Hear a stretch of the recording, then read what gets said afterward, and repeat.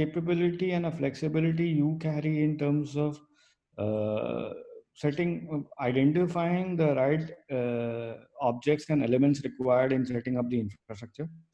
So you have to be very clear what your business and which business are you in, what all components are required, how easily flexible are they. They shouldn't be rigid, so that those processes to set up that kind of capability around.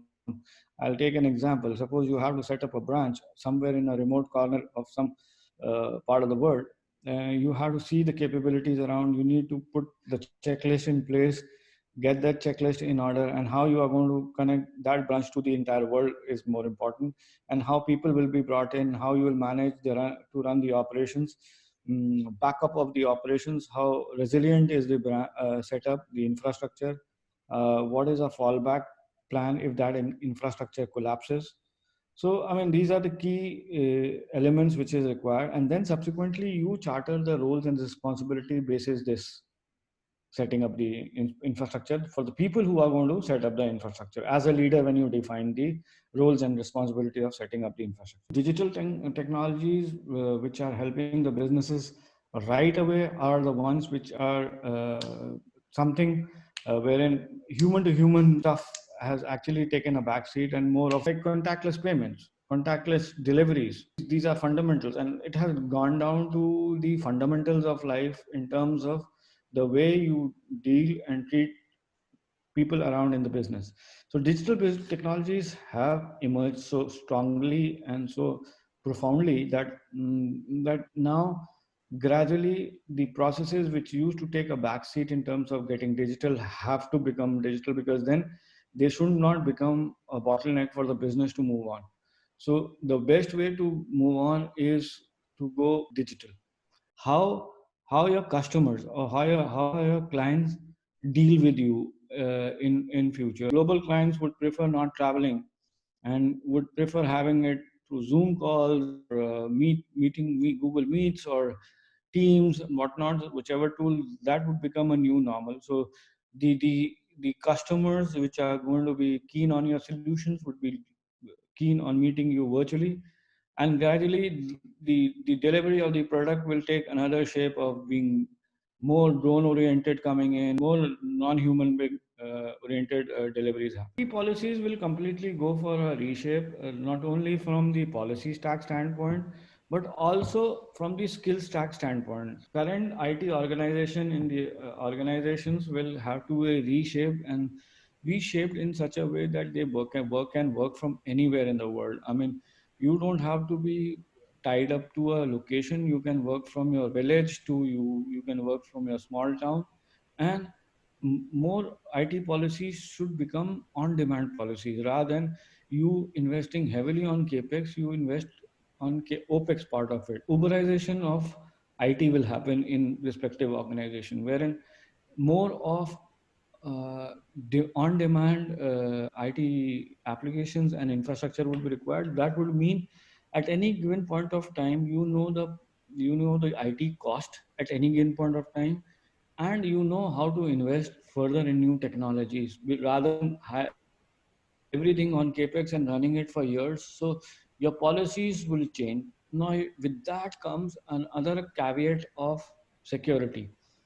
So when things will go completely digital, the value of security will take a jump start, and you need to secure your assets, you need to secure your data, you need to secure your ecosystem from your customers, partners, employees, and whosoever is your stakeholder. So security will take another level of evolution, and the policies against the securities have to be redrafted, recrafted, because everything gradually will tend to become virtual.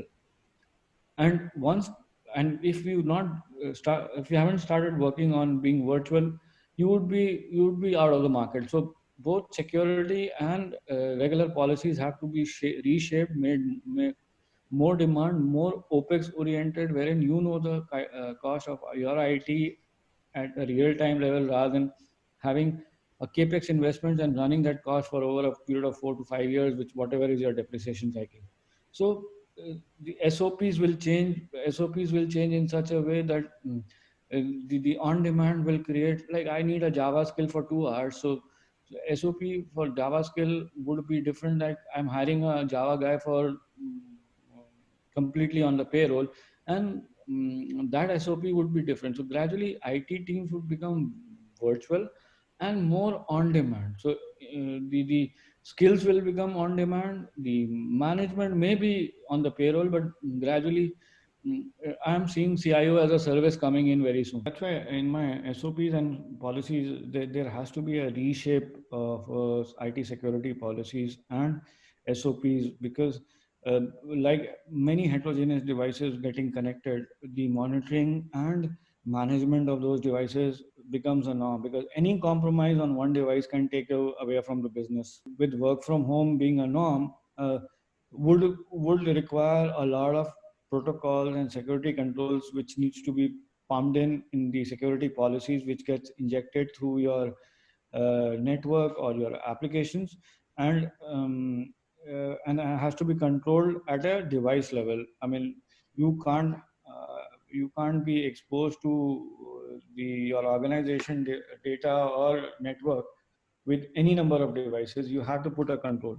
Now, with COVID situation in place, people have a bit eased out certain of their policies by passing certain exceptions, but those exceptions have to be a kind of a solid risk assessment has to be done, and see the evolution of workforce. So the security teams and the IT teams have to work very closely with the risk manager, management team, the HR team, the partner team, the sales team, very closely, and see how the emerging market models, business models are evolving, and accordingly imply and comply the security policies within the organization. They will definitely mature and would be more secured and more valuable to the organization in terms of remote working and remote collaboration with various functions.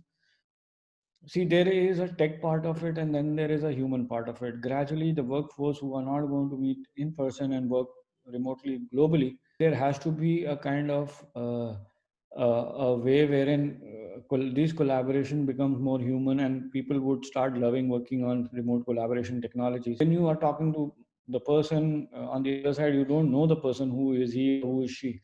So that those remote collaboration technologies um, would become a new normal, and that's how the world will evolve working with this, because uh, world is not going to wait for another pandemic or any other major breakdown in the economy. World will continue, and that's why remote collaboration technologies will become more profound, more mature, more secured, and much more valuable in terms of growth of humans as well as the world. It's just not tech BCP. It's about how people work remotely, how people manage things remotely, especially in the sales side where they used to meet in person every time. How are they able to manage their converting the sales? So BCP actually became more profound and more sane at this point of time.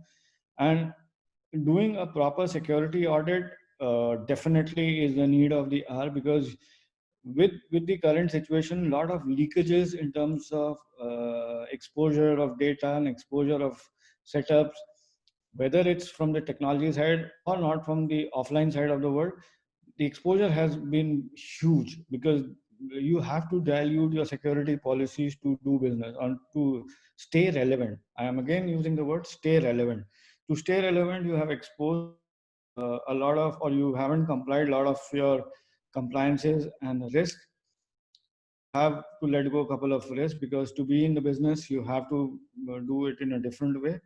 So a security audit is a must, maybe once things settle down, and see where all those leakages are, where all those gaps are, and you have to fix it, plug it. With the emergence of the evolving market landscape, you need to configure yourself to make sure those BCP audit controls are in place, your business is not affected, and the way market landscape evolves, you have to put controls of futuristic security audit so that you are able to manage the business and continue the business. That is the essence of BCP. For more updates from CXO TV, please like and subscribe to our channel.